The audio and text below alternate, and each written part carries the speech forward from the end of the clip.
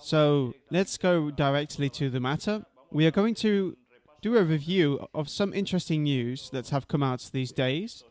I don't know if any of you, for example, saw the news yesterday where it was said that the president of Iran has once again repeated that Israel has to disappear soon. Has anyone heard it? Well, you see that the tension with Iran is continuing fully, and any threat to Israel is a threat that has to be responded to by its great ally, who you already know who it is. I would like you to keep this in mind, because in today's topic, we are going to talk a little about this. We have also had to change the topic due to computer breakdowns, and the topic will not be the Beast and the 666 that we will be doing the next day. And today we are going to talk about a topic quite different, but which you will see is highly associated. If we review a second piece of news, you might have also seen that this week Spain has had a few tornadoes, and people are realizing that this is not very normal, because having a few was normal, but not so many it seems to be. And then we also have a very interesting piece of news this week that I really want you to retain very well. Have you heard anything about Bush and the space race? You haven't heard anything about that? Bush has said that he will try by all possible means to ensure that no one else competes at space level other than them and whoever is there, right? So this is much more important than it seems at first sight when you hear this news. And today you are going to see something that has not been prepared for this week. This topic has been prepared for a few months now, and you'll realize how precisely it will fit in perfectly with what we are dealing with. And, well, there are a couple more very interesting related news. Those of you who were already at the first or second conference of the very chip, do you remember that microchip that is going to be implanted in human beings? Well, a couple of tremendous news have come out, and others that we have reserved, but precisely for the next day, and they are going to be very interesting.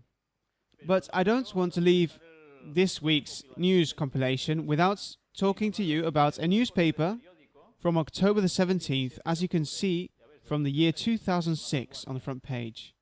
A world the same or worse in 2025. A report from the EU, the European Union, points to great risks for the safety and health of the planet. So we have made an interesting extraction of what is the most important. The truth is that the article has nothing to waste at all. Let's see. From where should I start reading?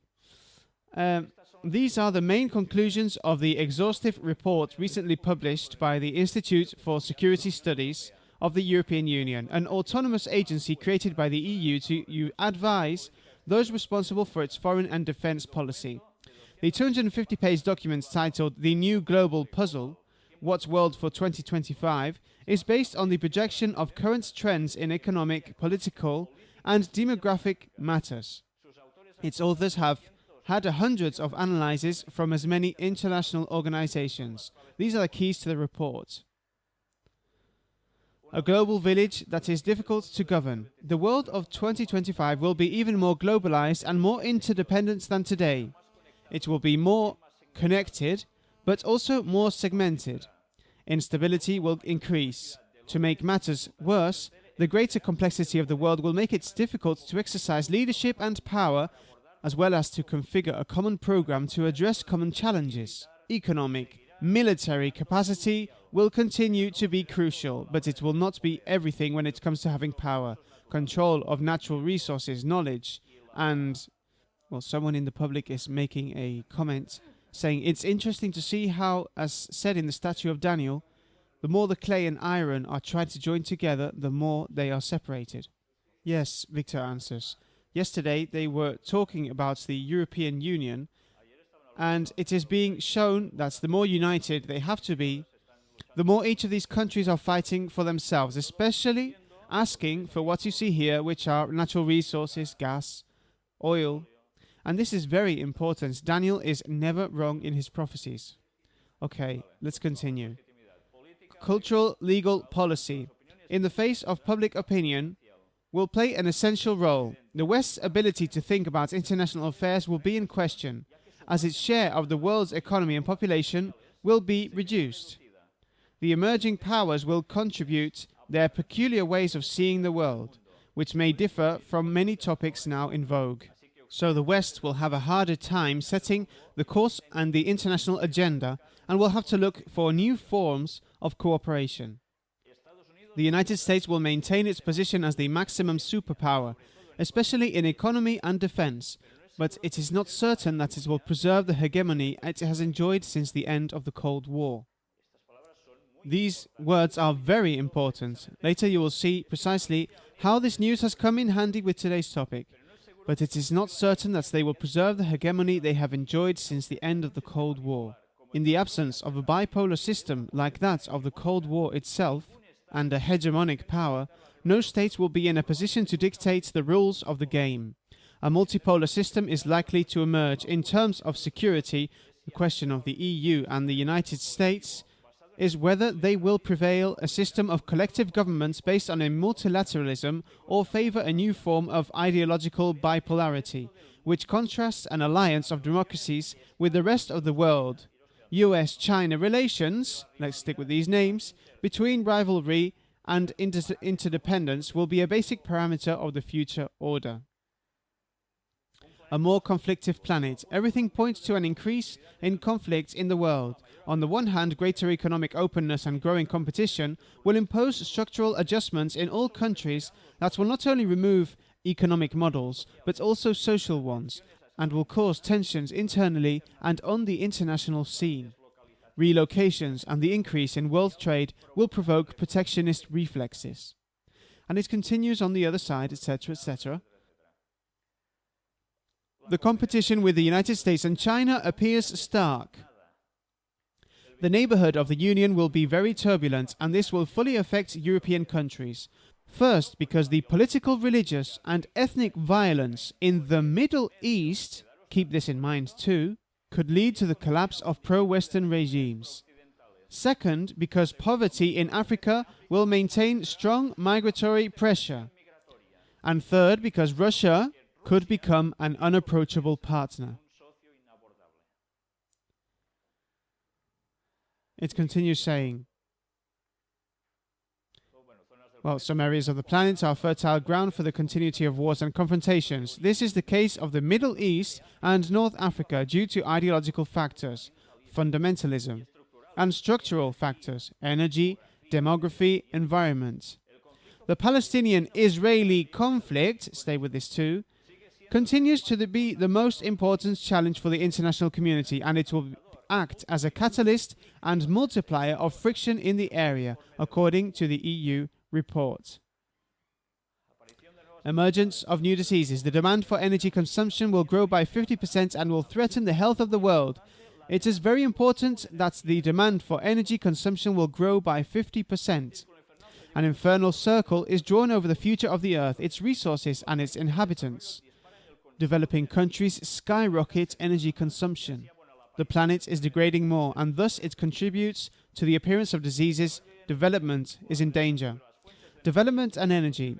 The pressure on energy sources will be stronger in 2025 than today, says the EU report, and will continue to be a source of disputes. Total demand will have grown by 50%.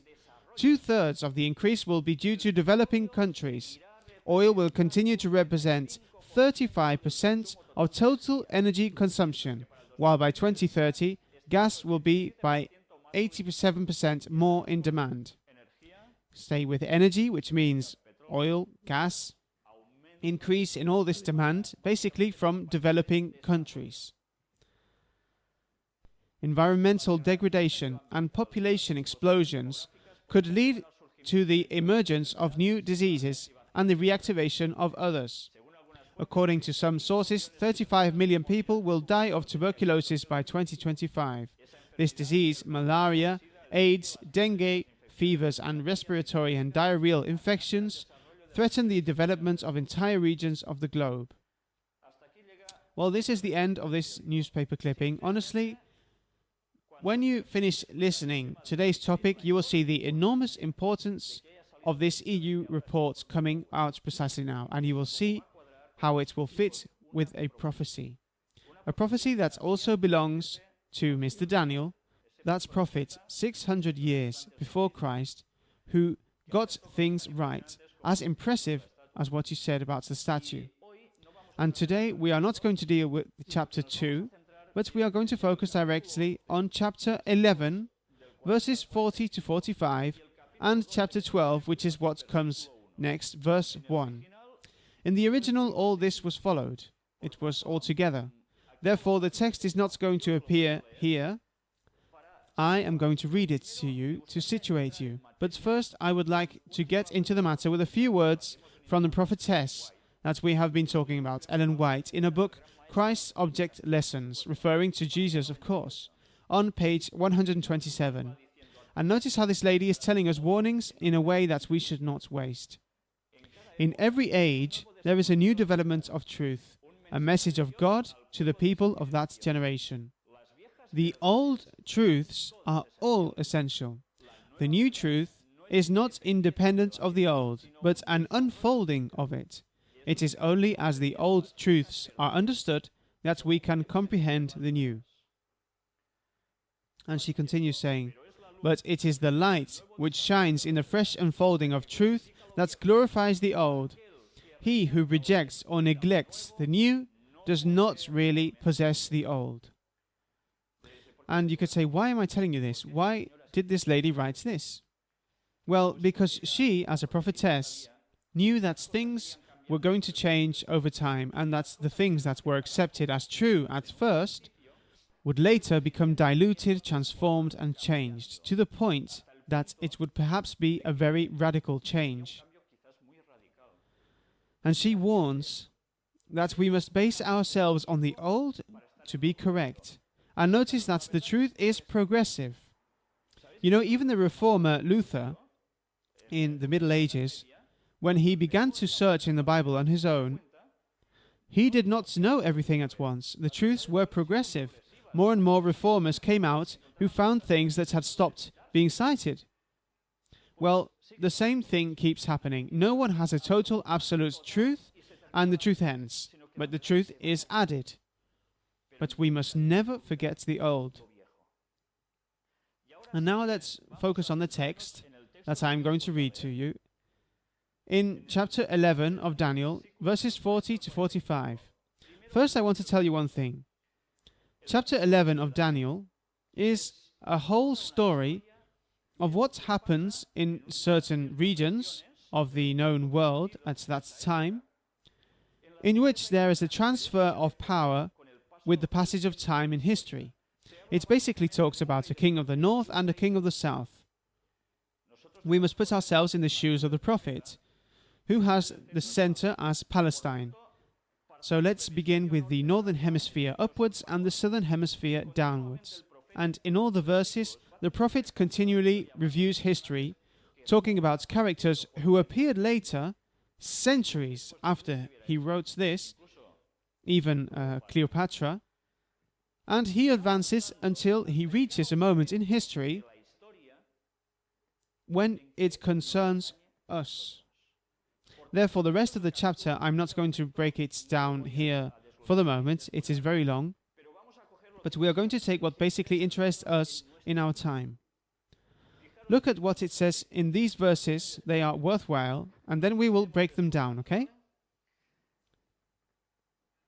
And that's the time of the end. Look, up to this point, he has made a historical review of what was going to happen in the future. All the rest, for us, is already the past. And at the time of the end, the time in which we are living arises.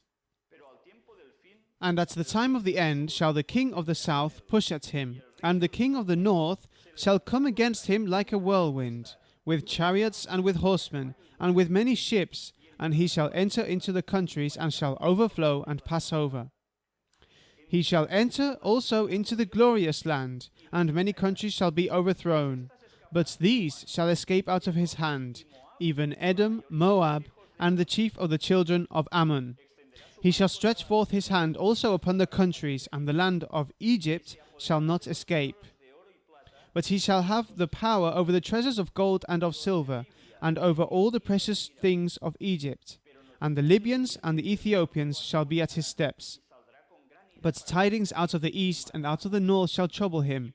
Therefore he shall go forth with great fury to destroy, and utterly to make away many. And he shall plant the tabernacles of his palace between the seas in the glorious holy mountain. Yet he shall come to his end, and none shall help him. And now begins chapter 12, verse 1. Theoretically, when one reads the Bible today, one says, well, this must be something else. In the original text, it was simply a continuation.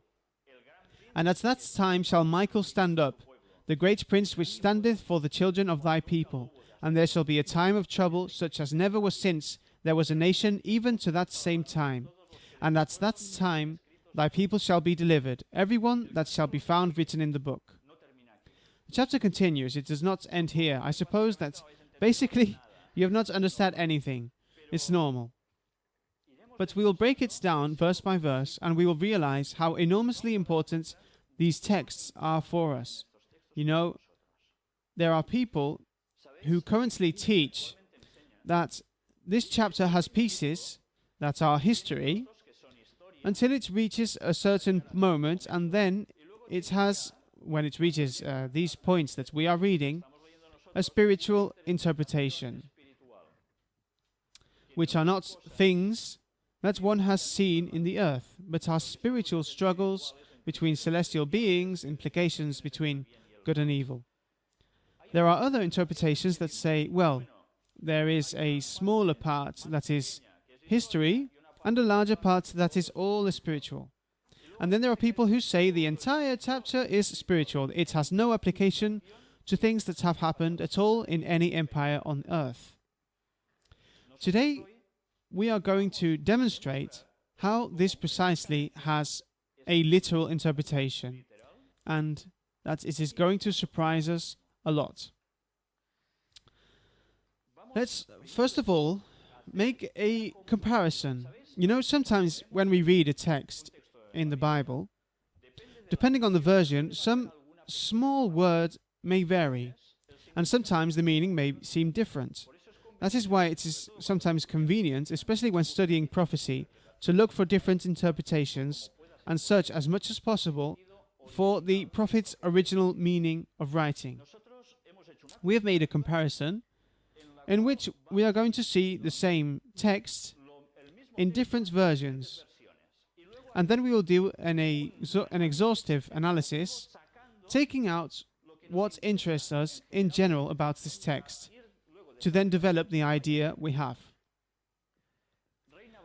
So let's begin with Reina Valera, revision of 1960. It is a Spanish version of the Bible.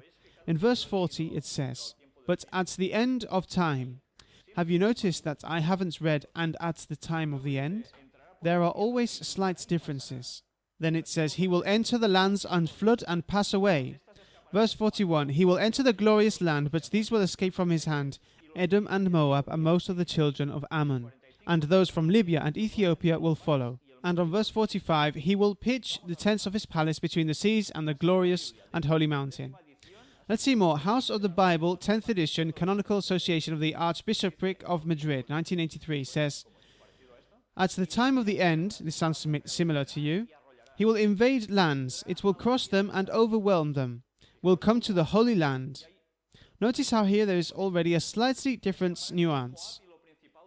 Edom, Moab, and the main part of Ammon will escape. Libyans and Ethiopians will fall at their feet. They will pitch the royal tents between the sea and the glorious holy mountain. The Jerusalem Bible, "When the time comes for the end, he will invade countries, overrun them, and drive on. He will invade the land of splendor, and many will fall, but Edom, Moab, and what remains of the sons of Ammon will escape him. Libyans and Cushites will be at his feet."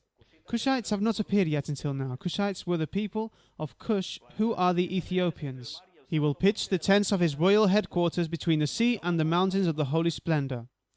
Let's see more. New International Version. "At the time of the end, he will invade many countries and sweep through them like a flood.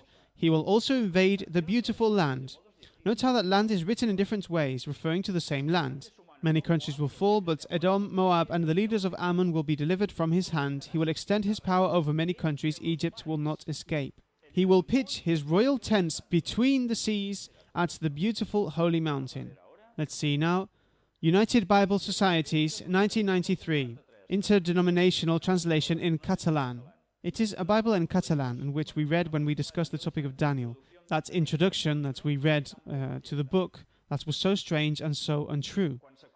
When the time of the end approaches. See what moment is being situated here. He will flood through various countries. He will enter the splendid country. But Edom, Moab, and the rest of the Ammonites will be saved. The Libyans and the Ethiopians are going to follow in their footsteps. He will plant his pavilions between the two seas, near the glorious and holy mountain. And in all of them, it is mentioned that Egypt and other lands are not going to be free, in all of these versions. And now we're going to see a summary, taking out the interesting phrases and making a unique content.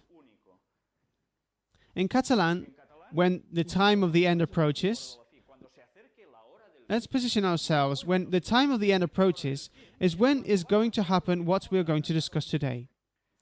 He will enter their lands. He will invade and cross them. He will come to the Holy Land. What is the Holy Land? Does anyone know? What is called Holy Land? Jerusalem, the public says. Okay, so it's not Gibraltar, nor is it Andorra, okay? So notice you're already starting to catch things, because soon you're going to find out a lot more. But Edom, Moab, and the rest of the Ammonites will be saved. We will see who these characters are. He will pitch his royal tents between the seas, on the glorious and holy mountain. What seas are near Palestine, near Israel? Does anyone know them? Well, today we'll have to do a little geography. The Dead Sea, yes. And what else? There is one that is a large sea that reaches us. Mediterranean Sea. Israel, I am placing you by giving clues. Israel is located between two seas. The Dead Sea and the Mediterranean Sea, okay? Libyans and Ethiopians will fall at his feet. Well, this doesn't look very good. And in all of them, it is mentioned that Egypt and other lands are not going to be free. So, if we agree that we are in the time of the end time, do you agree that we are in the time of the end, according to the prophecies? If we were seeing that in the days of the European Union, Christ is approaching and is going to end this world and establish his kingdom, perhaps we are in the time of the end, right? If we say yes, we find that we must interpret this part of this text literally, because it says, in the time of the end, this will happen. Therefore, notice how it is easy to realize that this is not a symbolism, just with this simple question. But if it is not clear to anyone, we will go deeper until to fully demonstrate that this is so. I'm going to read you verse 40. And at the time of the end shall the king of the south push at him. Notice what it is describing. What is a struggle between two kings? Wars, right? Of course, they're not going to go with slingshots. And the king of the north shall come against him like a whirlwind, with chariots and with horsemen, and with many ships, and he shall enter into the countries, and shall overflow and pass over. Have you heard of the phrase of the New World Order? Sounds familiar to you, right? All of you that have been coming to the conferences know it very well. And you know that this phrase has become popular among presidents of nations. And one of the clearest cases is the President of the United States, who used this phrase as a banner. Both Bush father and Bush son, Clinton, the last two popes, they've also done it. They've quoted it. The President of the UN, Kofi Annan, also cited it very often, and many other political and religious leaders. And we will say, well, what does the New World Order have to do with what we are saying now? Well, You will see how all the topics we've discussed so far will help us understand this text much better. Well, you know what's the New World Order is according to Bush? He said, "Whatever we say is to be done." That is the New World Order. And well, if you remember, where did this famous phrase appear? On the $1 bill. You remember this perfectly when we did the conference, right? Well, let's see how in this topic Freemasonry also has an involvement in everything we are mentioning today and other powers. You know, Ellen White, the prophetess, made it clear, and also the Bible itself, of course, that there will be a great power at the end of days. Someone will have a lot of power. And you know, it's not going to be a power of a single element. It is going to be a triple alliance. Here in Catalonia, we've had the tripartite, right? Well, here some people laugh and everything. So that you have a bit of a concept. It's a unity between three different powers. And we are going to see this triple alliance. It has an executive and military arm, said by the prophetess. It is also demonstrated in the text, and we will see it. And at the same time, it has civil laws applied to Christian nations, basically. Notice what is appearing on the screen. United States, Vatican, and these two powers are united for a reason. As we have been seeing with the developments of the conferences, what unites these two powers? Is there something specific? We've been talking about a topic that has involved all the conferences. Everything has been touched, from the first to the last. What topic was it? Freemasonry, right? Well, in prophecy, that is also called spiritualism or spiritism. Freemasonry is secret societies. We will see, as we've been showing, how precisely Freemasonry is dedicated to uniting, and spiritualism in general, to uniting these powers. Is this nonsense, what I'm saying? Today we are going to demonstrate things. We are going to see precisely how this new world order, that will be established by force, with overwhelming military power, is the United States. And also, of course, do the United States work alone? They have allies, right? Well, if you have noticed, can you turn back an image just a moment? Do you realize what it says at the top? King of the North.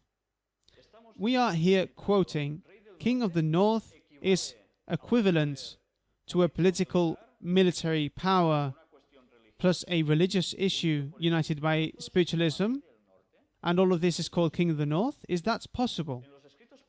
In the prophetic writings, it is very clear who these powers are and what they do. In the next conference, we are going to break down this aspect even more, so that there is not even the slightest doubt that this is going to be the case. And we are even talking about fulfilled prophecies. We'll finish seeing that. Today, we will see how this is true.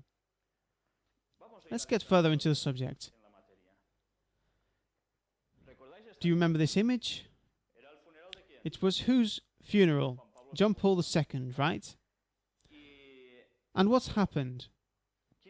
Who went to this funeral? Do you all remember? They were the leaders of what? Of all the nations, basically, right? You remember that we already talked about this. And I don't know if you remember, there is an image. I haven't gotten it yet. I saw it, and I hope to get it soon, where John Paul II was seen speaking with Ronald Reagan, former President of the United States, and in which the newspaper article precisely talked about those previous conversations between the two leaders, which led to the fall of communism. Therefore, this alliance does not come from now, but it is years of work, although in the beginning they were two totally antagonistic positions. The United States and the Vatican now That is no longer the case, and we will see it. Let's look at a quote from Ellen White. Well, that also appears here in this article. Reagan, now deceased, formed a great friendship with John Paul II, a friendship of strategic scope, both by common agreement, attacked and toppled the very rusty Soviet bloc. I read the newspaper years ago with that image that was seen between Ronald Reagan and the Pope, but you can see that this other newspaper also quotes the same thing, right? And it's much more recent. Let's see now what I was telling you about. In a book by Ellen White, there's a compilation, Last Day Events, page 134, it says, "History will be repeated. False religion will be exalted. The first day of the week, a common working day, possessing no sanctity whatever." Sorry, what day is the first day of the week? Isn't it Monday? They taught me that it was Monday. Well, we'll see about it in the next conference in depth. Something is happening here. We'll talk about this in the next conference in detail. Okay? I just wanted to quote this to us, so to situate ourselves a little, to focus a bit. It says, the first day of the week, a common day of work that has no sanctity, will be set up as was the image of Babylon. What is Babylon? In the next conference, we will talk a little bit about Babylon. It's precisely an amalgam of certain powers with a great leader, and that corresponds quite closely to that of the King of the North. But we will see it. All nations and tongues and peoples will be commanded to worship this spurious Sabbath. Look at what the prophetess is announcing here. All nations are going to be ordered to worship a false day of rest. According to the Bible, what day is the day of rest? Tuesday, right? No. Wednesday? No. Sunday. It's what we have been taught our whole lives. No. In the Bible, Saturday always appears as a day of rest. Always. In the Old and New Testaments. But we will see this also the next day. And now I'm telling you this so that you have an idea of what is going to happen and is predicted. The decree enforcing the worship of this day, this Sunday, is to go forth to all the world. As America, the land of religious liberty, shall unite with the papacy, enforcing the conscience and compelling men to honor the false Sabbath, the people of every country on the globe will be led to follow her example. You see the years of these writings, 1897 to 1900s. This was totally unthinkable at that time, totally unthinkable. The world panorama has changed a lot since then. You see how long ago that was, 100 years, a bit more? Well, we are going to see more things. In the same book, on another page, it tells us, the prophecy of Revelation 13 declares that the power represented by the beast with lamb-like horns, we will talk about this next week in detail, shall cause the earth and them which dwell therein to worship the papacy, there symbolized by the beast, like unto a leopard. This prophecy will be fulfilled when the United States shall enforce Sunday observance, which Rome claims as the special acknowledgement of her supremacy. You are in full prophecy. Has this happened? It hasn't yet, right? Well, be attentive, because it may be that we live this moment. We will show how this whole process is in full action. We're going to see more things. Also from the same book, Last Day Events. When the leading churches of the United States, what are the main churches in the United States? The Protestants, right? They are the ones who are majority. Uniting upon such points of doctrine as are held by them in common, shall influence the states to enforce their decrees and to sustain their institutions. Then Protestant America will have formed an image of the Roman hierarchy, and the infliction of civil penalties upon dissenters will inevitably result. The enforcement of Sunday keeping on the part of Protestant churches is an enforcement of the worship of the papacy. In the very act of enforcing a religious duty by secular power, the churches would themselves form an image to the beast. of which we will talk about next week. Hence, the enforcement of Sunday keeping in the United States would be an enforcement of the worship of the beast and his image. I don't know if you are perceiving the importance of what this lady is saying when she writes this. Is she making this up, or is it taken from biblical texts? Obviously, when we continue moving forward, if you want, in the matter, you'll realize that it is not something she made up, but she only gives nuances with greater clarity than what appears in the biblical text, but that already appears in the Bible.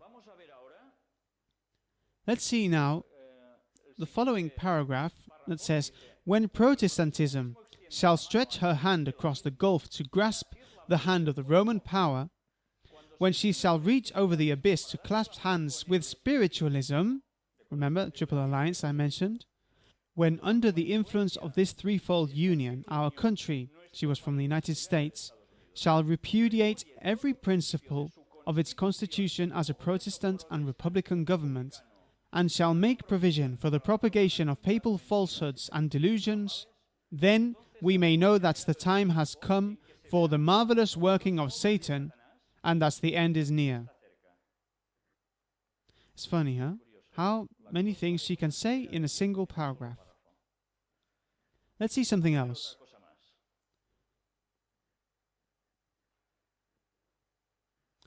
The so-called Christian world is to be the theater of great and decisive actions. Men in authority will enact laws controlling the conscience after the example of the papacy. Why does she say this here? If you remember what happened in the Middle Ages, who imposed what should be believed and what's not? Under what? Under very serious penalties that, even carried out by the civil power, led to death if the people went against that, right? And that's happened in the Middle Ages with the papacy. Well, this is going to happen again, it says here. Control consciousness. Babylon will make all nations drink of the wine of the wrath of her fornication. Every nation will be involved. Of this time, John the Revelator declares, "These have one mind." Attention to this sentence. "There will be a universal bond of union, one great harmony, a confederacy of Satan's forces, and shall give their power and strength unto the beast. Thus is manifested the same arbitrary, oppressive power," etc., etc. The text continues. Do you realize the importance of this single paragraph? I just want to tell you one thing. Do you know who puts me on the track of Freemasonry? It was this lady. And do you know with what writing? With this one and another one that we will see now. Pay attention to the importance. Can you go back a bit? Pay attention to the importance of what it says here. These have one mind. They have the same purpose. Pay attention to the importance of what it says here. These have the same purpose. For what purpose do they work? What was the purpose of Freemasonry? Do you remember? Luciferian Freemasonry works with the purpose of someone appearing, a specific character, Lucifer, their god, posing as Jesus, the great God, the good one. And in turn, this same power, Freemasonry, Spiritism, is working with the other two, United States and Vatican, a confederacy of Satan's forces, one great harmony. Let's see the other quote. It is taken from an impressive book, from beginning to end. It is a compilation of her writings called Maranatha. This is page 138. And this, I think, is perhaps one of the main points for everyone who, without knowing anything about Freemasonry, will open their eyes after reading the other text. The world is a theater. The actors, its inhabitants, are preparing to act their parts in the last great drama. With the great masses of mankind, there is no unity except as men confederate to accomplish their selfish purposes. You remember that's before she also spoke of confederation? If we jump a little, she says, a power from beneath. What is a power from beneath? A heavenly power?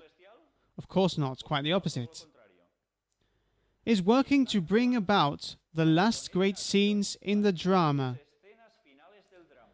Satan coming as Christ, and working with all deceivableness of unrighteousness in those who are binding themselves together in secret societies.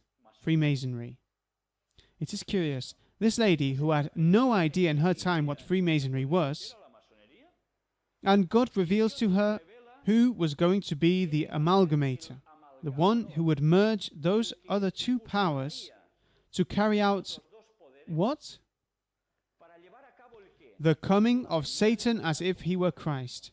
You remember in the writings of Freemasonry that this appeared clearly to be its objective?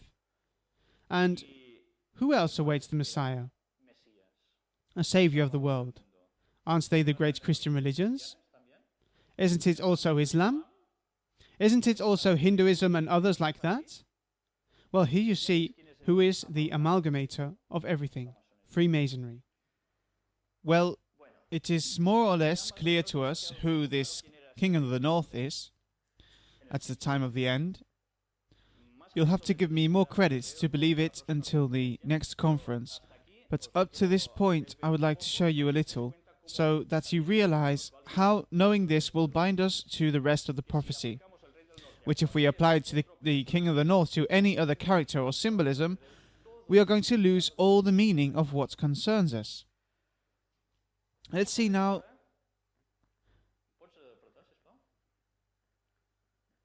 Let's see now the King of the South. Who is the King of the South? Who rules in the South?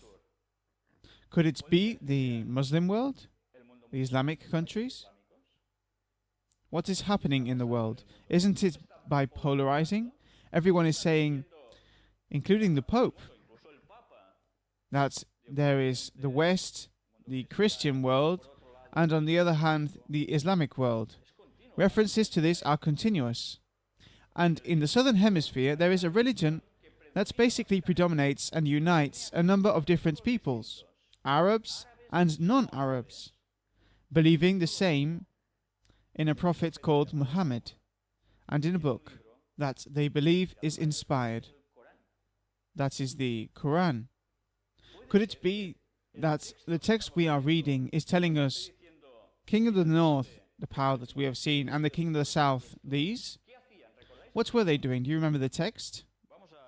Let's read the text. Daniel 11:40. Were the King of the North and the King of the South kissing each other? Precisely, the text tells us, and at the time of the end shall the King of the South attack him. And the King of the North shall come against him like a whirlwind, with chariots and with horsemen and with many ships, and he shall enter into the countries and shall overflow and pass through. Who said that he will attack the King of the North? What have you heard? The King of the South, right? And what happened? Let's do a little recent history. Muslim fanatics, under the orders of the Al-Qaeda organization base, commanded by bin Laden, attacked the Twin Towers in New York and the Pentagon, or at least that's what they say, according to the official version, and as I told you, whoever wants to believe it, go on. You all remember these images, right? The King of the South attacking the King of the North at the time of the end. It was this, as it says, this attack. May it be that this is just a coincidence that has nothing to do with the rest of the prophecy? That's now I want to say, look at this and believe it, and that's it. I show it to you and you answer, oh, okay, and you take it as true. We are going to see how if we start from this moment, the entire prophecy is going to fit us perfectly. Let's also see some curious casual facts and look precisely at what happened that day, the famous 9/11. Time of impact of the first plane on the North Tower, 8:46. Okay, let's add. You remember how it was done, right? Number my number, 8 plus 4 plus 6, which gives you a total of 18. And 18 is a covert way of expressing the 666 mark of the beast. That is 3 times 6, 18. We will also see this in the next topic. Flights that hits the first tower. It was number 11. Blessed by God. Do you remember what happened on the day 11? Blessed by God. But by which God? by Satan, according to the Kabbalah. Passengers on the first plane, how many were there? 92. 9 plus 2? Well, there you go, 11, which is the same as the previous one. Time of impact on the South Tower, 9:02. We add it up, and it gives us 11. Look at this note. The official time of impact is 9:03. Remember that Bush was recently seen celebrating during the time of impact. And they said 9:03 publicly.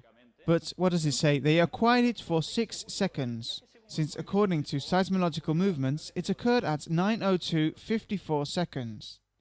Flight that hits the South Tower, number 175. 1 plus 7 plus 5, that gives us 13. And what does the number 13 represent here? To Lucifer. Passengers on the second plane, 65. 6 plus 5, 11. And we already know what it means. Supposed Pentagon plane, the one that hits there, was the number 777. 7 times 11, which, as is said, multiples of 11 are used to emphasize the Kabbalistic meaning. People killed in the Twin Towers, 2,749 people. 2 plus 7 plus 4 plus 9 equals 22, which remember was 11 plus 11, having an even more specific meaning, which meant power, sure victory, etc. People killed due to 9/11, 2,826. 2 plus 8 plus 2 plus 6, 18, again like the 666. The South Tower falls. At what time? At 10:28. 1 plus 0 plus 2 plus 8, which gives us 11 again. Where is this data taken from? Can you tell us yourself? Angel answers from the public, saying there is an American journalist who is the only one who has made a real timeline of what happened on September 11th, called Paul Thompson. He has made a book called The Terror Timeline, which is the timeline of events of 9/11. So if you enter the web page, you can see how he explains very well every minute, every second of what happened that day. He even uses data of different newspapers, like the BBC, the Washington Post. He even checks the official data with the emergency response to verify if the data was true. If you check on his web page, you can verify all this information as true. And as I said, he even checked with the emergency response lines to verify if the information that the media was giving was true, because many people did not believe what the media was giving them as information. So he even checked there to check one information with the other. Well, so you can see what a bunch of coincidences. If you remember the themes of Freemasonry, do you really think these are coincidences? I think there are too many coincidences, right? So, if we go back to the text, how does the King of the North react when the King of the South attacks him? Does he just sit there with his arms crossed? Does he go to the bar to have a drink? What does the King of the North do? Well, the text is very clear. It says that he gets so angry that the King of the North shall come against him like a whirlwind, with chariots and with horsemen and with many ships, and he shall enter into the countries and shall overflow and pass through. In other words, the King of the North does not stay put, but rather takes his retaliation. And what does the United States do after receiving the impact on the towers? Well, you see, this is the map of the southern lands, the King of the South, from the symbolically biblical South, the Muslim world, lots of countries, right? Millions of people who believe in Islam. And what is the objective of North American policy? It's not the democratization of the Middle East. Notice that he went through Afghanistan. It was his first reaction. Did he stop in Afghanistan? No, he went for Iraq. And has he stopped in Iraq? What's happening lately? Aren't there threats from Iran? Haven't there been threats with Syria? Are they going to be the next? I don't want you to miss something very important. Notice that it says the word, he shall enter into the countries and shall overflow and pass through. It means that he does not stay still, he goes with an objective. And what he is doing is sweeping away the Islamic countries, that king of the north. Look at this statement from the Arab cause for solidarity, and it says something interesting. A moment in which a final assault on Syria is intended, and increasingly implausible pretexts are sought to proceed. You have heard a lot about Syria lately, right? Let's also see this part below that is priceless. They say, after the recent discoveries of operatives from the United States and Great Britain in Iraq, whose objective is to, posing as Arabs, carry out indiscriminate terrorist attacks against civilians. Did you know anything about this? I also heard it through the comments of an analyst. And here they also make this statement curiously, saying this: people of the King of the North, disguised in the lands of the King of the South, to provoke more controversy among them. Let's see if this prophecy that has not yet been fulfilled, and that appears in Isaiah 17 from 1 to 3, is not closer than we can imagine. Let's see the text. It's in the book of Isaiah, okay? Many years before Jesus. The burden of Damascus. What is Damascus, do you know? The capital of where? Of Syria. Behold, Damascus is taken away from being a city, and it shall be a ruinous heap. The cities of Aro are forsaken, they shall be for flocks, which shall lie down, and none shall make them afraid. The fortress also shall cease from Ephraim, and the kingdom from Damascus, and the remnant of Syria. They shall be as the glory of the children of Israel, saith the Lord of hosts. Notice that in the destruction of Damascus, it is predicted, it has not yet happened, it is written in line with Israel. Do you know how the situation is? Do you know where it is said or accused the biggest terrorists who support the attack on Israel come from? Well, precisely from Damascus in Syria. And we have been on the verge of seeing a conflict with Damascus. The time has not yet come. But this prophecy is going to be fulfilled, definitely, and perhaps we will witness its development. Let's now read Daniel 11:41. He shall enter also into the glorious land, and many countries shall be overthrown. But these shall escape out of his land, even Edom and Moab, and the chief of the children of Ammon. Notice that it says that the king of the north reaches the glorious land. What is the glorious land? You've said it very well before. Israel, Palestine. That is the glorious land, the holy land that other versions say.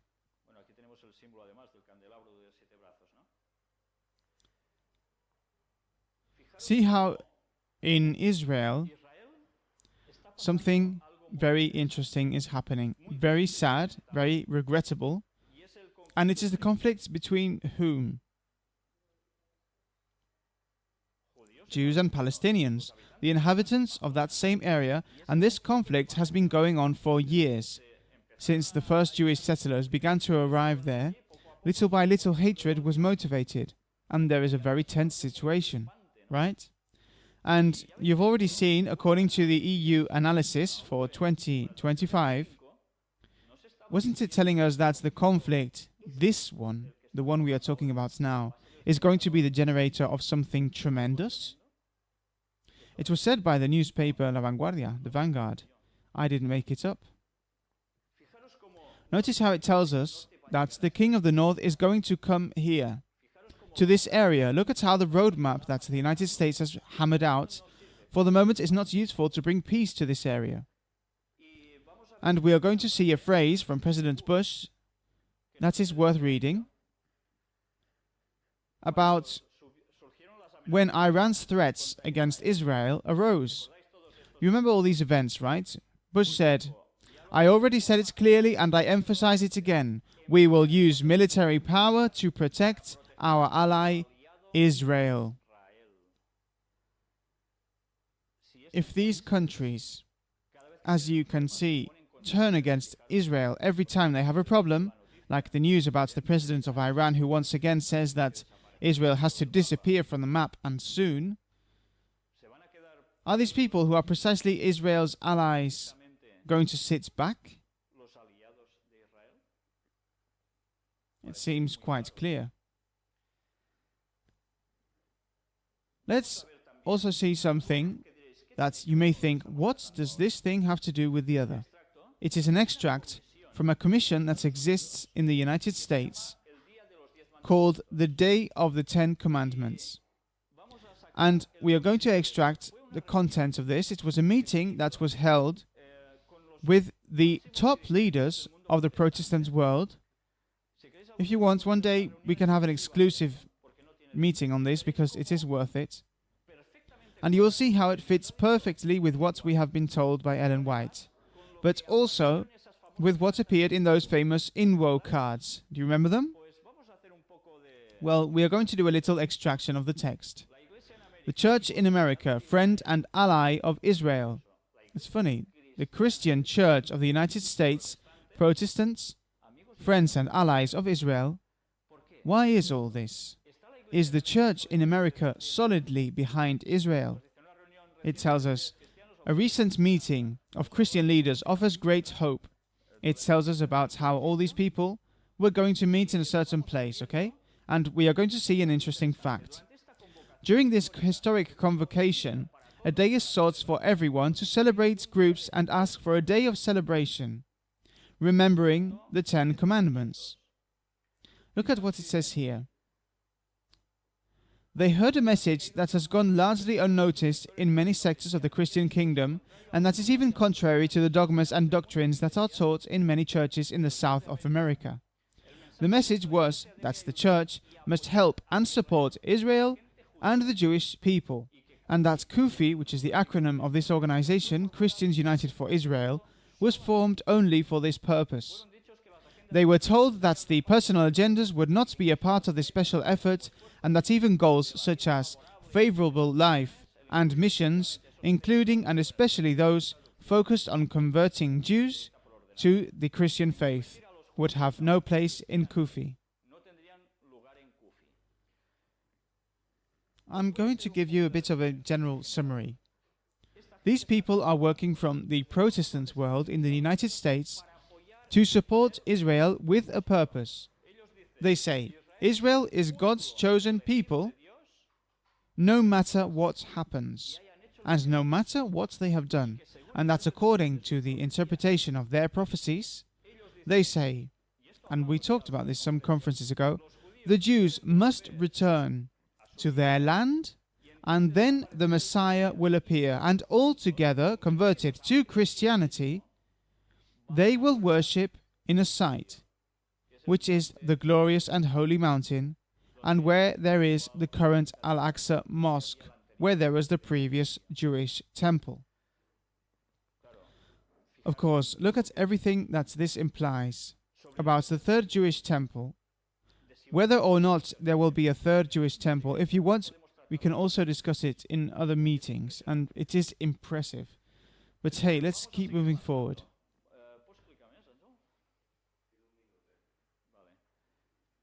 The writer says, I am proud to be a Jew, and I was proud to have been in San Antonio on February the 7th and 8th of 2006. Who writes it? Ron Wexler, an Orthodox Jew, is founder and president of the Ten Commandments Day Commission.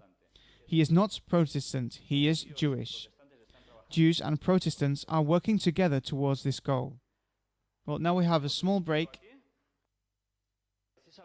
Well, summarizing this a little, the thing is that in this whole topic that we have brought up from the Day of the Ten Commandments, it was very clear who was pressuring the United States government to pass the laws. And they were precisely the largest Protestant organizations in the United States. You remember the letters? The moral majority would push, because that is what they are already doing. And we are going to see more things. The text in verse 41 tells us that the king of the north will cause havoc, but it says, but these shall escape out of his hand, even Edom and Moab, and who? And the chief of the children of Ammon. And, well, if these people, if these towns, if these nations do not receive a tax from the king of the north,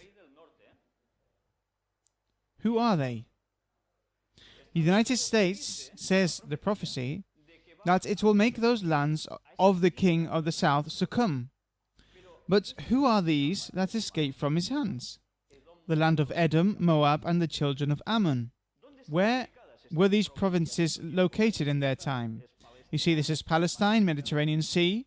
In the middle, Palestine, because on the other side there is the Dead Sea. And Edom, Moab, and Ammon marked in a red circle. Do you see them well? This is the area that describes the prophecy that they do not receive the attack of this king of the north. Now, who are these people now? Do you know? Let's see it. Country? What country? What country is precisely occupying the area of these three nations? Jordan. What a coincidence. After so many centuries. Now, in our days, there is a nation called Jordan that is precisely located there. Surely it is Jordan? Let's see if history proves it. Look at this. History. The territory that constitutes modern Jordan was the location of the oldest settlements and political entities known to historians, the Ammonites, and the kingdoms of Idumea, which is Edom, Galaad, and Moab, located east of the Jordan River, are mentioned repeatedly in the Bible. What a coincidence. And why? Why isn't Jordan going to be attacked by the United States? What difference is there between Jordan and the rest of the Muslim countries? Is there any difference? Look at a statement made by a man named Dr. Walid Fairs, an analyst of terrorism and the Middle East who currently serves at the Foundation for the Defense of Democracies in Washington, born in Lebanon and educated by the Jesuits. Let's see his statements. The cause of the Islamist action against Jordan is this. The Hashemites are modern Muslims, probably the most successful in distancing their religion from the barbarism of Zarqawi.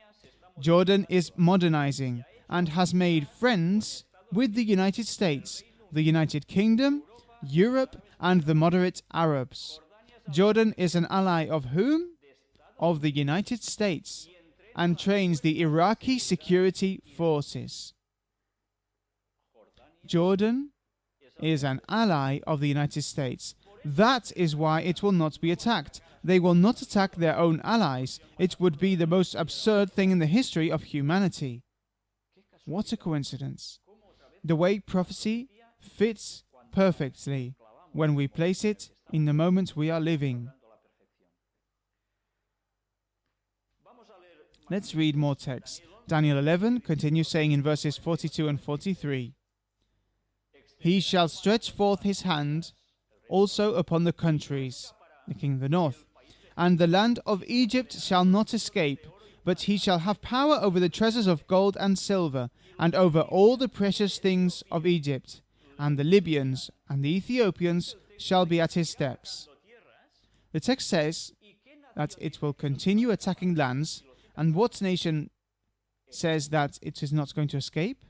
It quotes it clearly, Egypt. Why? Why does he have to attack Egypt? Let's see. Resources that Egypt has. Oh, oil and natural gas. It also has gold deposits. How curious. Do you remember the EU 2025 report? What is going to be the factor? Natural resources, energy. What a coincidence, right? And notice that another country here that is going to be attacked, those of Libya. Well, yeah, if you look at the flag, it is true. This is the current flag. That was the previous one. What do you see in the previous flag? 2 5-pointed stars, hey? Stay with this information. Let's see now about Libya. What's with Libya? Why is Libya also attacked? Well, let's see how more or less it's more of the same. What natural resources does it have? Oil, natural gas, What coincidences, hey? And also look at its old flag. What does it have? Yes, there is a half moon, hey? Symbol of Allah. A symbol of the moon god. Stick with this concept, okay? Allah, crescent moon, symbol of the moon god. I'm not going to go into this matter now, but anyway, think whatever you want. But next to it, what is there? A 5-pointed star too. Now the current flag is just like the lower part of the other one. It's all green, like a golf course, more or less. And let's see one thing. Libya, now, you know that it is no longer threatened by the United States, but look at what Global Report says on this news.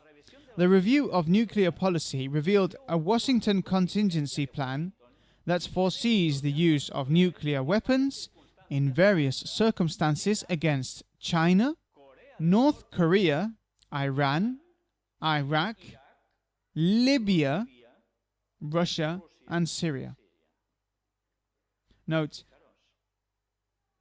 now momentarily, for obviously economic reasons, there has been interests for there to be peace with Libya, because they have made a series of pacts. But the prophecy says that Libya is going to be attacked, and think that these agreements are very fragile, and Libya has some impressive resources that someone is going to need to continue growing. This is still in the future. Remember that this conference was published in 2013, and the circumstances seem for now to be contrary. You're going to witness these changes for sure. And well, then I don't know if you've noticed, it also tells us about a nation that also receives, well, forgive me the expression, a good spanking from the King of the North, and that town is called Ethiopia, in verse 43. Will Ethiopia also be attacked? I mean, what is in Ethiopia? Aren't there poor people in the worst circumstances of humanity who are dying of hunger? Why would he want to attack Ethiopia? Well, perhaps we're going to be surprised when we realize that the ancient Ethiopia that is written here is not the Ethiopia that we currently know,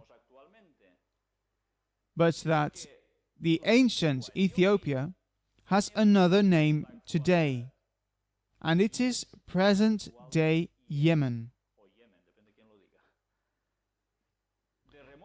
Of remote origin, a very ancient culture developed in it.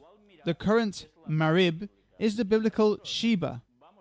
And if we go to the biblical text, where the queen of Sheba appears, queen of the Ethiopians of that time, who went with Solomon to hear about his greatness in wisdom, it turns out that we realize how the term has changed. The place is the same, but the names are different. Therefore, when we read Ethiopia here, it is not the Ethiopia of Africa, but it is Yemen. And why? Why does Yemen also have to be attacked? We'll see. Oh my, it also has oil and natural gas. And as you know, the religion there is Islam, and they are directly threatened by the United States. And you see the curious flags, hey? With the little 5-pointed stars too. I don't know if they are coincidences, hey? But let's see more things. Let's see what an author named Vanderman wrote in a book called Are We Going to Universal Destruction? Written in 1972. He also interpreted the prophecies in this way. He says, let's go back for a moment to the strategic Middle East. We find there some of the most valuable chemical deposits, some of the richest oil deposits that exist. In the middle of the poorest countries in the world, the largest treasure hunt of all modern times is being carried out. hundreds of meters below the Persian Gulf, there are one of the largest oil reserves in the world. All this means fantastic profits and transforms these quiet lands into commercial, political, and strategic areas. And this was written when I was 6 years old, more or less, 1972. And let's see why there are now commentators on the prophecies who no longer say anything about this, but rather that these texts that we are reading, they frame them in symbolic contexts. Be careful, I warn you, if we take the text symbolically, we will not know, I am telling you this clearly, we will not know what moment in history we are in. If we take this as literal, we will know what moment in history we are living in. And the thing is dramatically and drastically different. It's completely different. Let's continue to see the following. Daniel 11:44. But tidings out of the east and out of the north shall trouble him. Therefore he shall go forth with great fury to destroy, and utterly to make away many. It seems that the king of the north is frightened by two powers, the east and the north. And he gets angry, and what does he do? Then he goes out to destroy and kill many. Could it be that these are China and Russia? Who is there in the north of Palestine with a great power? Evidently Russia. And who is there east of Palestine according to the vision of the prophet? In the current context, they are the two great powers, precisely communists, that curiously also have 5-pointed stars. What a coincidence. And may it be that these people get angry against the United States? Do you remember what we read at the beginning in the Vanguard, in the newspaper? It was talking about these countries. It was talking with possible confrontation. So pay attention. As we move forward, you will see how the prophecies seem to be going this way, and judge for yourselves. China and Russia, allies in military exercises. This was unthinkable a while ago. Now they are working together militarily. They help each other in many things. Here there was an interesting paragraph where it says, these two armed forces should learn from each other and experience change to make greater contributions to safeguarding world peace. If greater contributions are being made to safeguarding world peace, who are they usually against? If you hear the news, you will know very clearly. Are they in favor of the United States in their politics? No. In other words, the world peace that they want to preserve is to put a stop to who? The United States with its New World Order. You understand? What coincidences, huh? Now things are happening that the prophecy was announcing. And we're going to see a news item that also appears in Global Report. The review of nuclear policy revealed a contingency plan from Washington that provides for the use of what? Nuclear weapons in various circumstances against China, North Korea, that comes out so much nowadays, Iran, Iraq, Libya, Russia, and Syria. China and Russia stated that rejecting the treaty will unleash a new arms race. Aren't we seeing this? It has quite some time, okay? And this is happening. China, Russia, these two great powers are confronting the King of the North. Let's now take a look at a statement from the Chinese embassy in Spain. Look at the date. 21st of October of 2004. The development of relations between China and the United States corresponds to the interests of the people of the two countries and is of vital importance not only for the two countries but also for the maintenance of peace, stability, and development of all of Asia and the entire world. The entire world can be involved in all this. This is the warning that China issues. When ambassadors speak, it is the voice of its government. Well, let's see if this does not sound like a threat against the United States. That's hegemonic power. We are going to see something that has no waste. Military threats and security will challenge until 2015, says this report extracted from official documents of the United States of North America. Look when we expand this anagram that it has, that logo. What appears here? Oh! How many 5-pointed stars? 13. What coincidences, huh? There couldn't be 24. No, there has to be 13. Why? 5-pointed stars, symbol of Masonic power, as we have been repeating. And in occultism, the number 13, symbol of who? Of Lucifer. They are always coincidences. Well, there are the coincidences.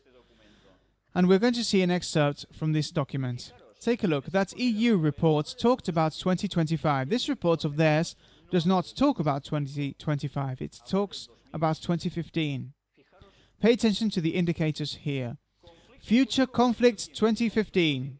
Internal conflicts will pose the most frequent threat to stability in the entire world. The international community will have to deal with the military, the political and economic dimensions of the rise of China and India and Russia's continued decline. Why are China and Russia getting together so much? Well, because some go down and others have power, and then they have to ally to compete against the King of the North. When, however, Western governments, international and regional organizations, and civil society groups demand external military intervention in certain internal conflicts, they are opposed by such states as China, India, Russia, and many developing countries that will tend to see interventions as dangerous precedents challenging state sovereignty. Could it be a precedent if they attack North Korea? Realize how the things are adding up. Isn't it similar to what the 2025 report also said?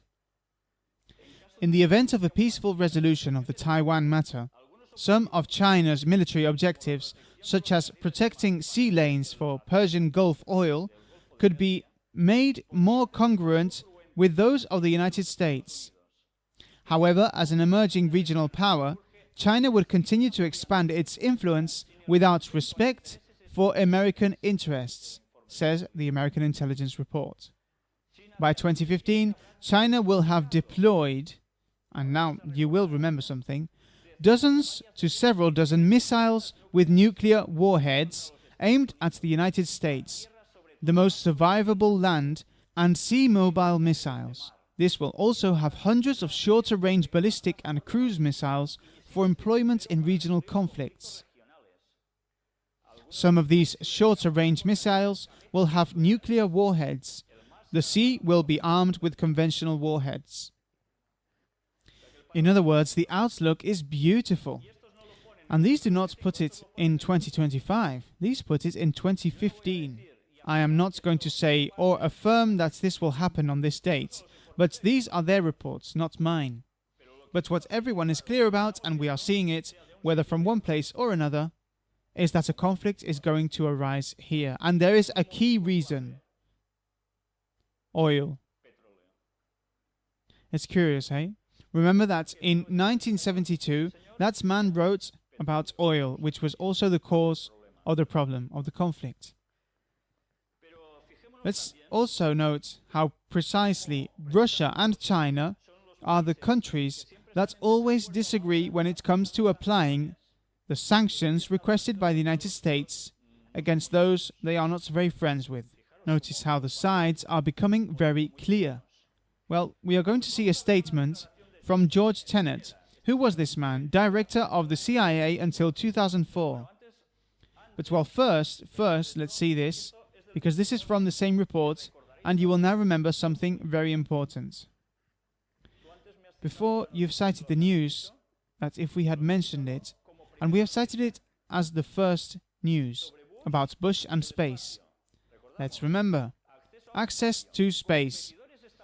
American competitors and adversaries comprehend the degree to which access to space is critical to American military power, and by 2015, they will have made progress in contesting American space dominance. By 2015, several countries will have such counter-space technologies such as enhanced space object tracking, signal jamming, and energy directing weapons such as low-power lasers. You understand why Bush is saying that there can be no competitor up in space? These things that sound like a science fiction movie to us do exist. Weapons to direct energy like low-power lasers, and this is spinning around our heads. And they are weapons prepared to attack with lasers from space to Earth. We've already seen it in James Bond movies and others, right? See? Do you understand why these events are happening and why the news is showing all of this? Instability in Russia and Central Asia, and the mainstay nuclear opposition between India and Pakistan will be peripheral, but still important in East Asian security calculations. The Middle East, the area that we are dealing with today, will become increasingly important as a primary source of energy. I am not saying it, nor the prophet. It is being said by 2015 reports from the United States.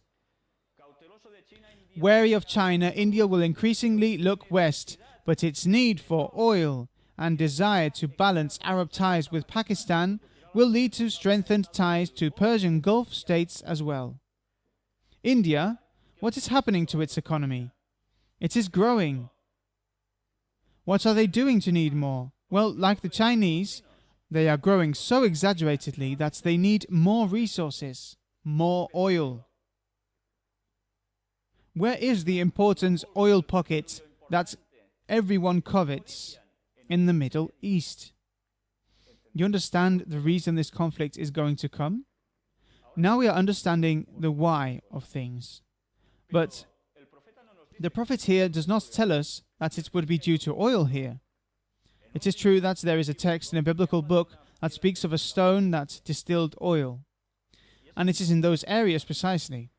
Well, curiously, this is going to be the cause of these wars. Wars do not happen just because. They have an objective, and the objective is that energy is needed. And that energy has to be taken from where it is.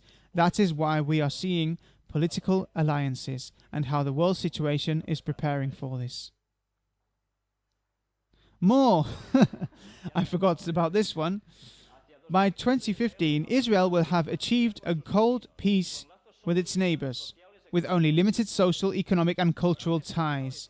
There will be a Palestinian state, but tense Israeli-Palestinian relations will persist, and from time to time will erupt into crisis.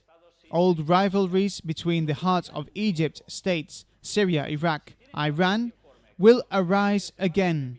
Notice how clear they are in this report. That what is going to be prepared now with these little wars is going to be half resolved, but it is going to resurface. International tension will shift back to the Persian Gulf, an increasingly important source of energy resources to fuel the global economy, that is, of the whole world. And expected oil revenues projected for Iraq, Iran and Saudi Arabia in particular will provide strategic and potentially destabilizing options for those states. So in other words, this is going to destabilize that region. New relationships between geographical regions could emerge between North Africa and Europe on trade, India, China and Persian Gulf on energy, Israel, Turkey, India on economic, technical and in the case of Turkey, security considerations. What role is Turkey going to play in all this? In the public, Angel says, Egypt is currently an ally of the United States. Now they are friends, but the friendship is also going to end.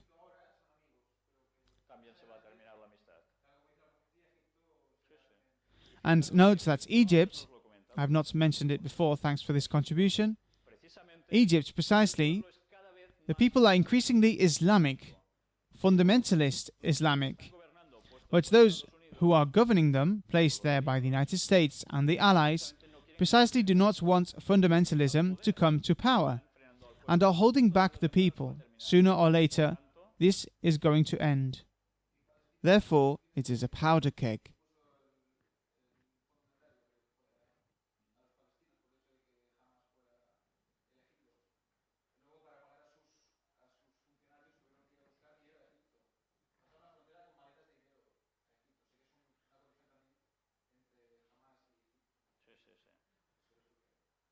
Everything is being prepared, and if we know about how the news should happen, we will know at what point in the prophecy we are. You realize how important that is to know when the issue will end?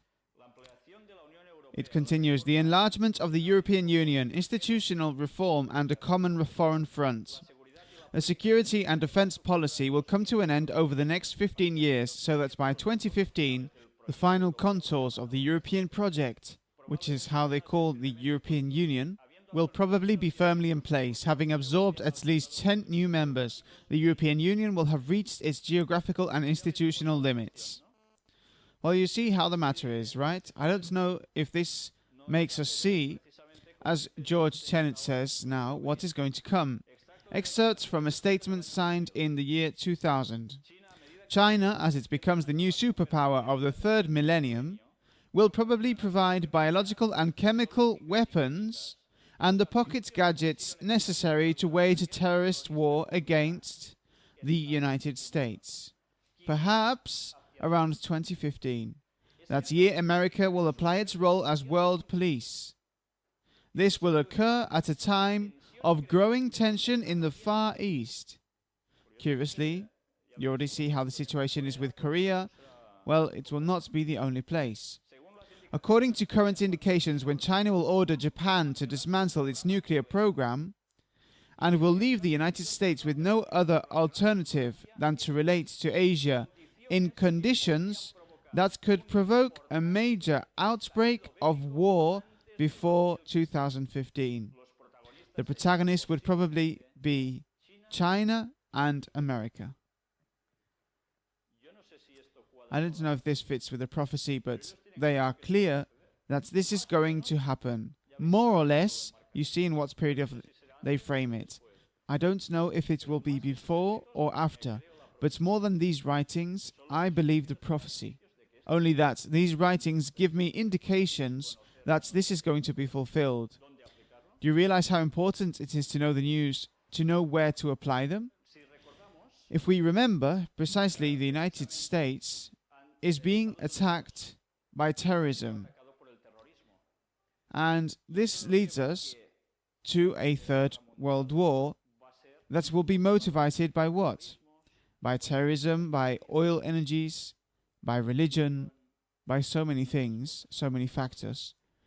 And if this reminds us of Albert Pike, when the leader of Luciferian Freemasonry spoke of precisely these three world wars, we see that the Illuminati plans are being fulfilled to perfection.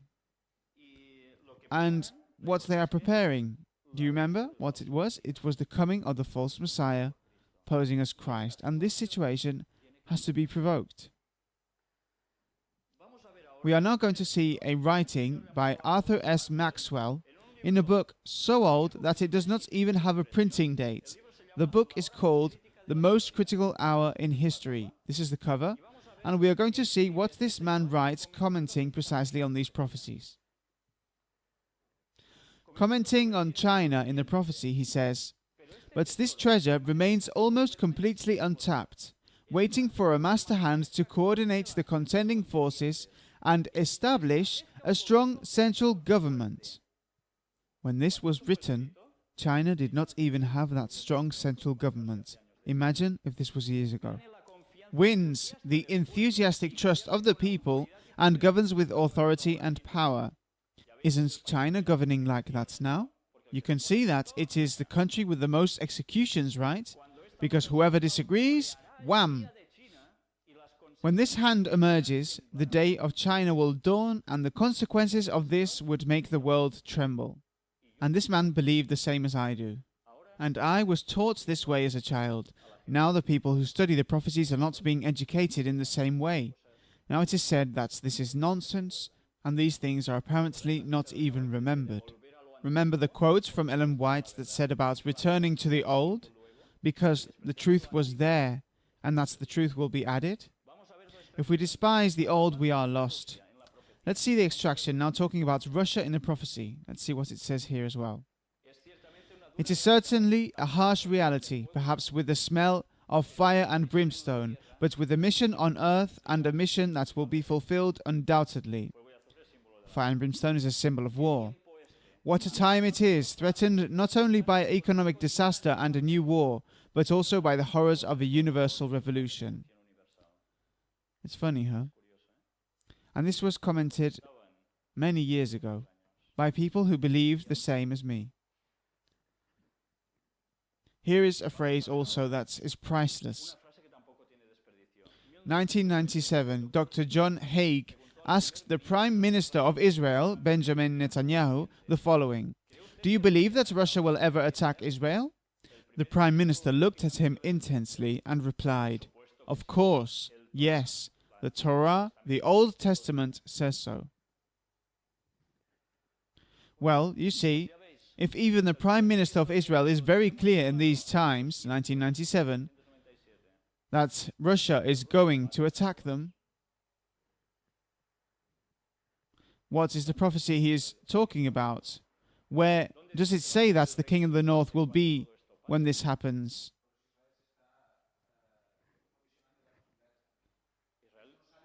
Again, someone is commenting from the public, but it can't be understood. Yes, it is truly impressive, and how the United States, which knows this, of course, does nothing else but collaborate with him, with Israel. Let's look now at the text of Daniel 11, verse 45. We now get into the heart of the matter. "And he shall plant the tents of his palace between the sea and the glorious holy mountain, yet he shall come to his end, and none shall help him." Let's remember the King James Version, 1769 edition. "And he shall plant the tabernacles of his palace," this the king of the north, "between the seas," that is, between the Mediterranean Sea and the Dead Sea. Therefore, where? Palestine. Present day Israel. But where specifically? Pay attention to how far the prophet goes to say things. In what detail? In the glorious holy mountain. Where is that glorious holy mountain? The sanctuary that the Jews had, the temple that they had that is already destroyed, was where I mentioned before, where the Muslims have precisely the Al-Aqsa Mosque. And there you will see the king of the north placed. What does it mean? That the Pentagon is going to move to Jerusalem? No. Let us remember that the king of the north is a connection of three powers. Freemasonry, which is the spiritist part that unites them all. But careful, there is the military arm that is being dealt during this prophecy that we are studying, which is going to attack all these Islamic countries. Therefore, do not believe that the wars have ended there, because there will be more, and the prophecy is clear. But what was the other arm of this king of the north? Vatican. Does this mean that the Vatican will end up in Jerusalem, where there is the glorious holy mountain? Stay with this detail because I don't have it here, but I could get statements from the current Pope where he says that his objective is precisely to be in Jerusalem. And Cardinal Martini, who theoretically could have been elected Pope, said that he already bought his tomb there because their purpose is that the Roman Church was born where? In Rome. It is located in Rome, but where is its source? Jerusalem, that's where Jesus Christ was. That is why they want to return there. We're going to see a photographic montage here, because it says, "Yet he shall come to his end, and none shall help him." When does this happen, hey? What is this? This is now the temple esplanade, where the Al-Aqsa Mosque is located. In this photo montage, we are seeing a third Jewish temple. Can this be so? Note that we have not talked about the third Jewish temple specifically. We've talked about the Vatican being there. For that to happen, something has to happen first. But this is another topic that we could discuss. What I know is that sooner or later, where for the moment there is a mosque, then there will be the other, the third temple in Jerusalem, and we will see it whenever you want. Despite everything, we are going to see if this is a crazy interpretation or are they facts that are being prepared, because according to the in-depth writings that we have been able to investigate about Freemasonry, Catholicism and Protestantism, everyone works with this objective, all of them. Notice what was said in 1965, someone who thought like me.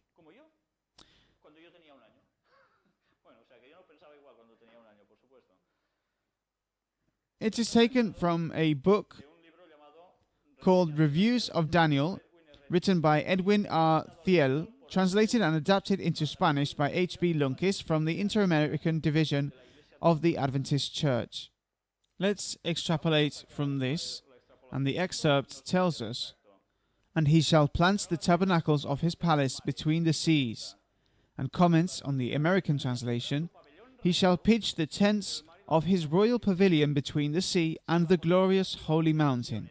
It says, if the power here under discussion is the papacy, the question might well be asked if there is any probability that it will ever leave Rome. To answer this, it can be said that the current unrest in Europe could easily result in a situation in which it would be necessary that the papacy would have to move its headquarters to some other place than Rome. And he places it in situations of that time that did not happen, but he does call for the headquarters of Rome to go to Jerusalem. Deducing the same from the text. Let's see what else he writes. Let's also see the extract from this. And notice what he associates it with. Daniel 11:45 highlights an intensely interesting phase of the final scenes in the great struggle predicted by the prophets of old. Concerning the desirable mountain of the sanctuary, the events that are to take place there should note the following points. 1. Jerusalem, the holy mountain of God, the city of God, taken from biblical texts, of course. 2.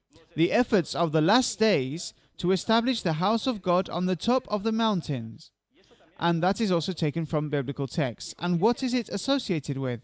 A curious writing by Ellen White from a magazine called Review and Herald of December the 18th, 1888. It says, "We shall be commanded to worship this being whom the world will glorify as Christ." Who is going to force us, to command us to worship this false Messiah posing as Jesus? It's going to be the beast. And we are going to see who that beast is at the next conference. Then it continues telling us that all nations will fight against Jerusalem. In the end, Jerusalem will be the throne of the Lord, and the people of God will serve on his holy mountain, and will come to the end, and will have no one to help them. And he quotes text here. Let's read also a quote from Ellen White from a book called Testimonies for the Church, Volume 9, page 235. Look at what it says here. Christ warned his disciples in regards to what they would meet in their work as evangelists. He knew what their sufferings would be, what trials and hardships they would be called upon to hear. He would not hide from them the knowledge of what they would have to encounter. She is talking about Jesus. Lest trouble, coming unexpectedly, should shake their faith. Imagine now that you are nice and calm and a great difficulty comes to you, which affects you even on a religious level. What are you going to do? Wow, what a surprise. How do I react? What do I do? Because since I didn't expect it, you understand? Jesus was so good that he warned the disciples everything beforehand. I have told you before it come to pass, he said, that when it is come to pass, ye might believe. John 14:29. Their faith was to be strengthened rather than weakened by the coming of trial. They would say to one another, he told us that this would come and what we must do to meet it.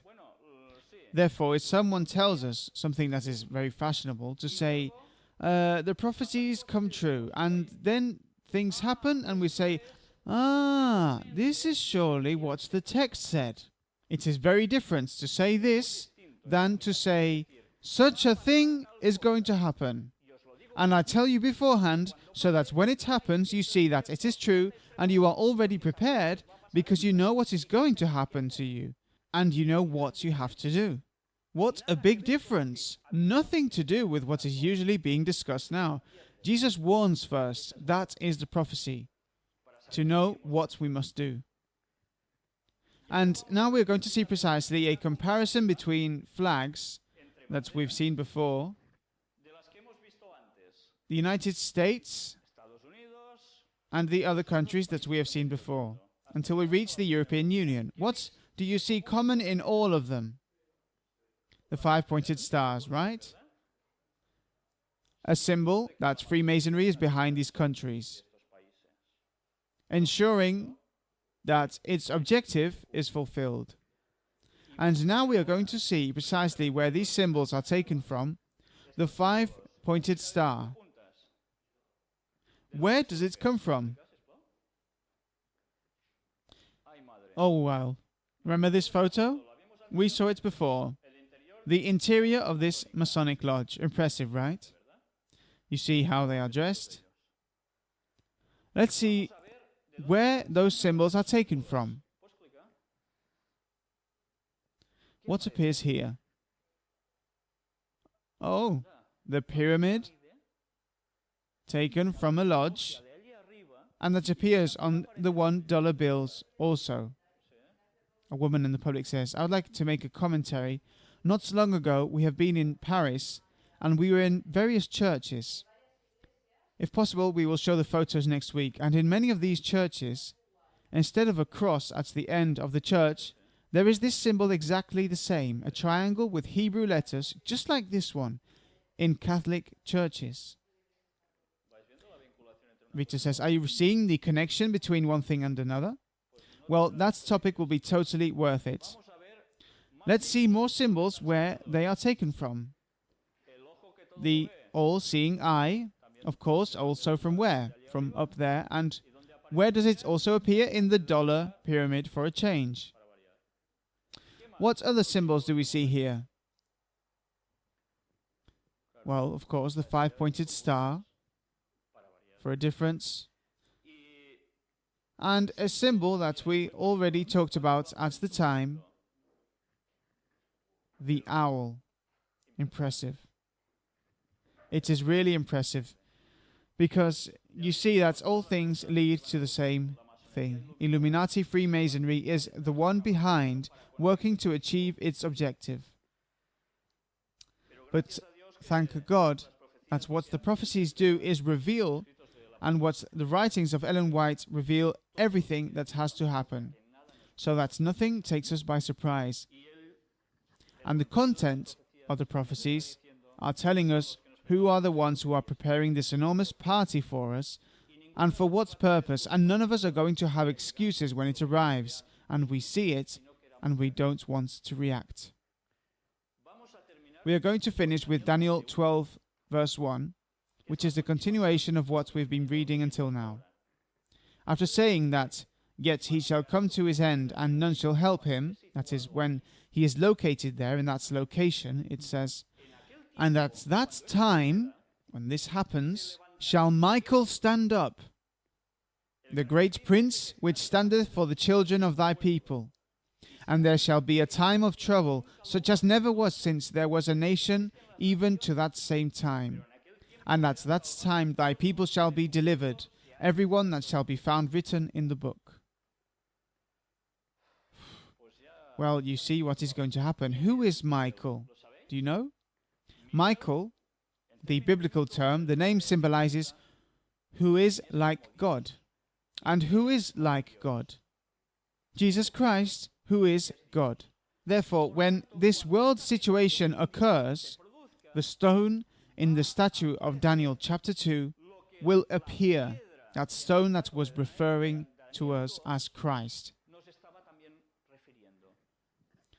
The second coming of Christ, who rises and who is the great prince which standeth for the children of thy people, that is, of God's people. And it will be a time of anguish, he says. It is not going to be an easy time, as never was. As never was. What impressive moments are these going to be? But when all this is at its limit, what is going to happen? Let's remember that there is going to be an imposition of a false day of rest for everyone. God's people is going to be in trouble. People who say that Saturday is God's day, not Sunday. And we will see this in the next topic in much more detail. And that's time your people will be delivered. Why are they delivered? Because Christ comes for a second time. And he saves those who are written in the book, those who truly want to follow him. Therefore, I cannot say anything else than thank God for the amount of information he gives us in the prophecies to know at what moment in history we are living, and that if we realized when we read Daniel 11, these verses that we have read today, and we can say, oh my, it all started with a 9/11, motivated by Freemasonry, and that has led the world to the situation it is going to be taken to further on. I know in what moment of history I am living in, and it will not surprise me when I see that the United States attacks another country in that area with its allies, nor will it surprise me when I see what we have seen today in general. I would like to finish with a text which is found in 1 Corinthians chapter 14, verse 1. You know, the previous chapter is a complete chapter dedicated to love, and when many people comment on it, they say, how beautiful. Deep down, the most important thing is love. And that is the important thing. The rest, not so much. And it is true, the important thing is love. But you know what? Sometimes it is forgotten that also when this epistle of the Apostle Paul was written, this verse comes after it. It is not separated. And this text says, follow after love and desire spiritual gifts, but rather that you may prophesy. If we do not prophesy, not on our own, but because everything is written here, if we close ourselves to the message and do not want to see it, am I paying attention to what I am being told? Not at all. Has it become clear to you today that the prophecy we have analyzed today, accepted literally, makes all the sense in the world? Everything fits perfectly, and we are having the evidence. Therefore, you judge for yourselves the interpretations that someone can tell you about this. The next topic is going to be the beast and the 666. If we can, we will give it all together. The topic is quite extensive. If not, we'll have to divide it into two parts.